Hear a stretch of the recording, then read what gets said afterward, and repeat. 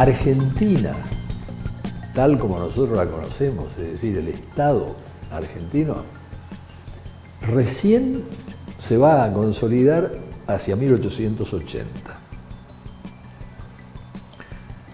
Se consolida hacia 1880, es decir, han pasado nada más que 134 años. Y este Estado argentino que surge en 1880 reemplaza el personalismo caudillista por un régimen presidencialista en que ahora el personalismo es la representación colectiva de la clase de los propietarios. Y es muy famoso el texto de Alberdi sobre la república posible. Entonces Alberdi dice, la única república posible acá en estas circunstancias, ya lo había dicho Bolívar, es una monarquía con fachada republicana. Esperemos que con el tiempo esto cambie, pero es continua esta idea de que en la realidad autoritarismo, concentración del poder, personalismo. Ficticiamente, legitimidad republicana. Es tal la continuidad que tiene esto, que cuando se dicta la ley Sáenz Peña,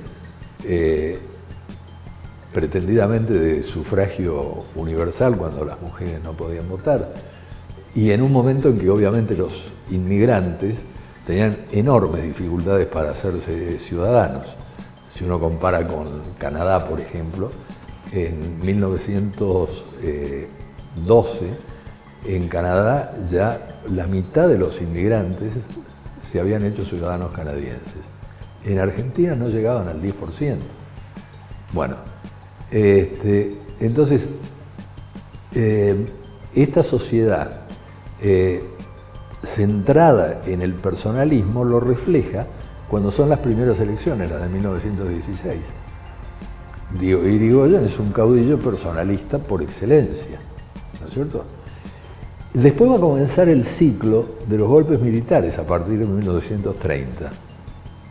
Y acá un dato que me parece ineludible.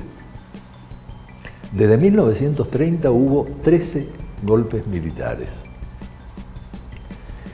Si usted hace la cuenta de los años de régimen militar, regímenes militares que siempre invocaron el constitucionalismo republicano como objetivo a alcanzar, hemos tenido 34 años de regímenes militares. Estamos festejando 31 años de régimen democrático continuado. Es decir, la tradición es una tradición a la que hay que añadir los 19 años de proscripción del peronismo. Es una tradición de concentración del poder, de personalismo. El uso de la palabra democracia en Argentina, por tanto, está prácticamente reducido como un procedimiento por el cual cada 4 años o cada 6 antes se convoca al pueblo para que no elija, autorice a quien lo va a gobernar. Incluso Raúl Alfonsín,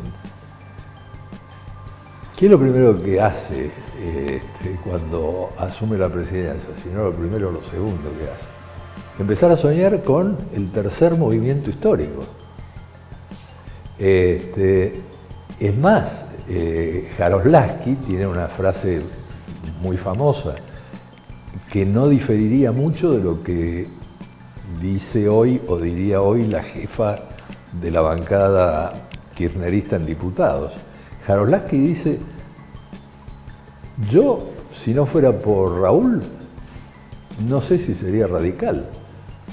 Yo sigo ciegamente a don Raúl y el día que él no esté, yo no voy a estar. Jefe de la bancada radical. Hablen de la división de poderes, ¿no?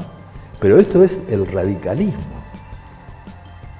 Y desde luego, el sistema constitucional argentino ya tiene un presidencialismo tan exacerbado que en Estados Unidos, por ejemplo, también país presidencialista, las leyes que dicta el Congreso pueden ser vetadas por el presidente, pero de lo contrario se promulgan tal como las dictó el Congreso. En Argentina no, las reglamenta el Poder Ejecutivo y en la reglamentación se introducen todo tipo de chicanas y alteraciones, ¿no?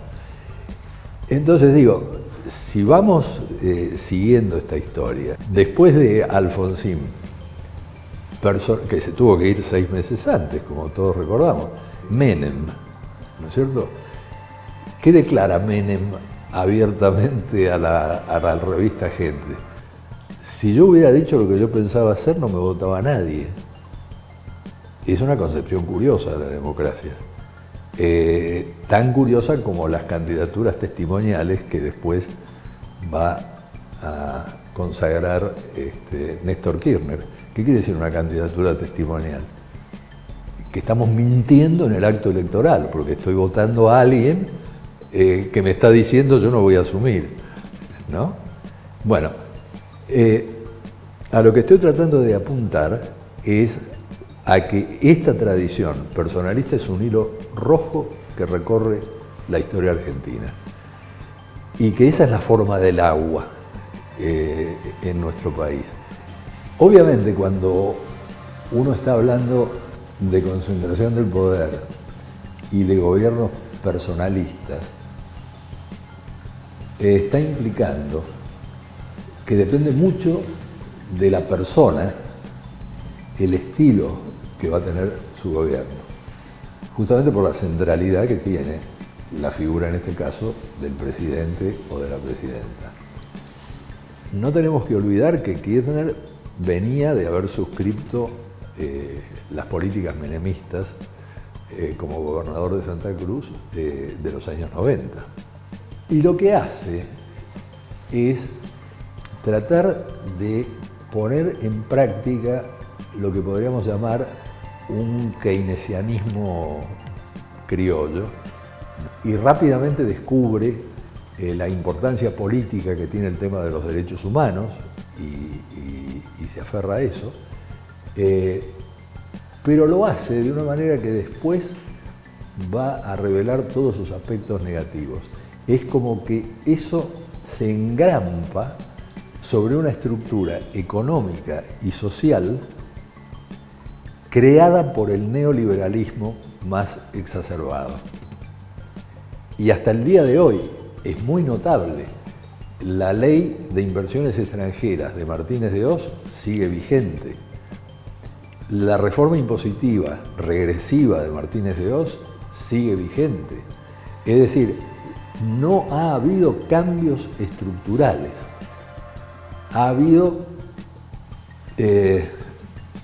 superposición de políticas más progresistas en ciertos casos, en otros no tanto, sobre estructuras que continúan transmitiendo lo que ha sido y es la ideología del neoliberalismo.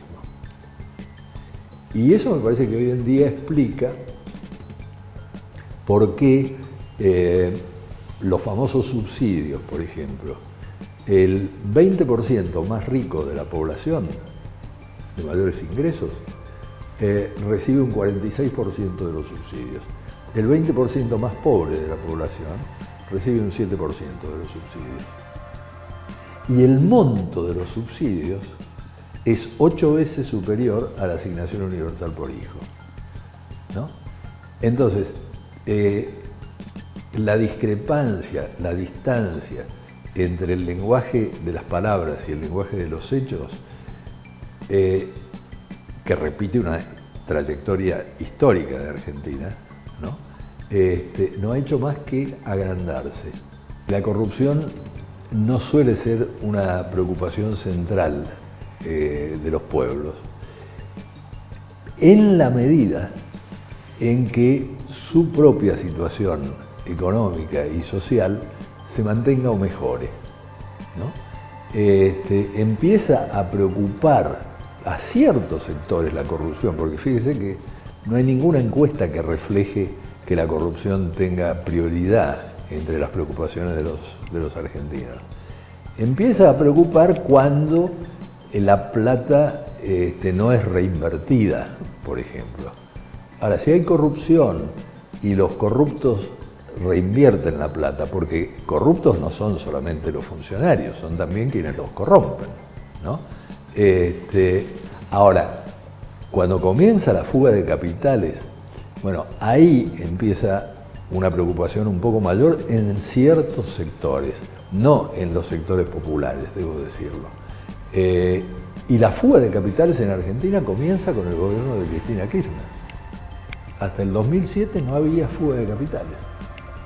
Y bueno, y entonces, ¿cómo se lucha contra la corrupción?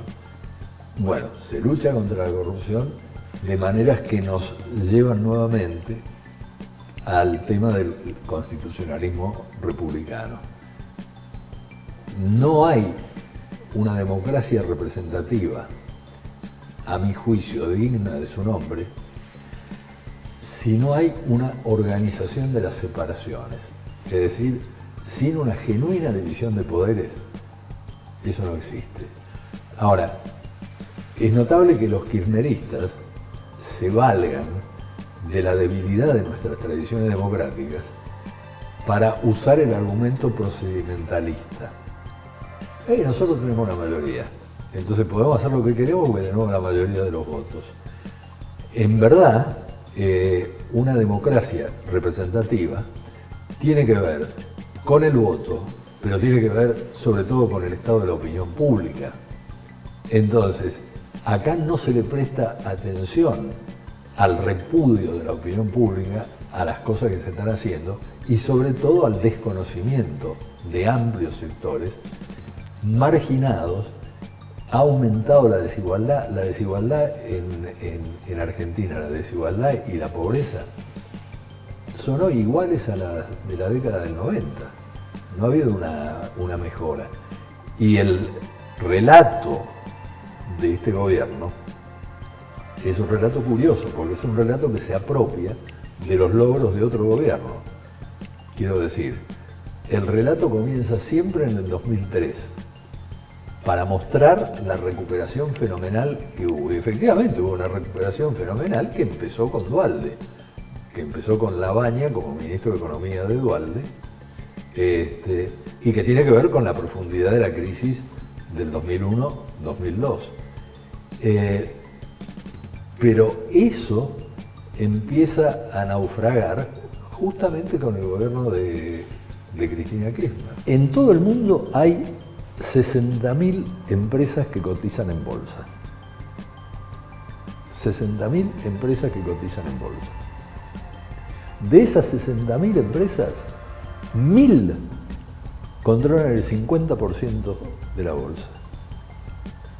Los niveles de concentración de riqueza nunca se conocieron en el mundo en esta magnitud. Las 1.000 personas más ricas del mundo tienen un patrimonio que es 2.000 veces superior al que tiene el 50% de la población del mundo. 1.000 personas, 2.000 veces el patrimonio del 50% de la población del mundo. Bueno, entonces estamos viviendo en una época desquiciada, estamos viviendo una época similar a la decadencia del Imperio Romano, digo, una época que no puede sino ser de decadencia y de decadencia moral. Y ahí vienen las discusiones acerca del rol que tiene que jugar la oposición.